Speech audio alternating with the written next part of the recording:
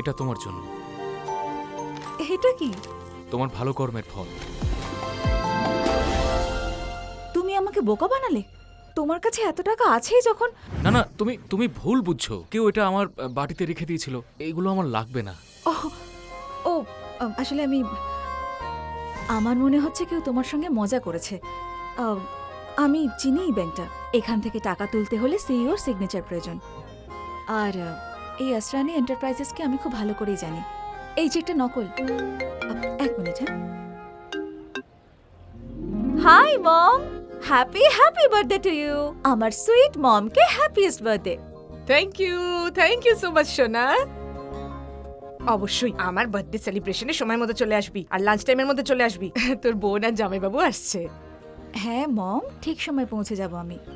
শোন বাবা, আমি তোকে শেষবারের মতো জিজ্ঞেস করছি, তোর জীবনে যদি কেউ থাকে তাহলে তাকে সঙ্গে নিয়ে আসবি, ঠিক আছে? না হলে ওই যে পঞ্চায়েত প্রধানের ছেলে, তুই তো তাকে চিনিস, জয়রাজ, ও কিন্তু তোকে বিয়ে করতে রাজি। জয়রাজ কিন্তু খুব ধনী ছেলে, অনেক টাকা আছে ওর কাছে। আমাদের আর কি দরকার, তাই না? কি মম, তুমি আজ আবার শুরু করলে? সারাক্ষণ শুধু বিয়ের কথা।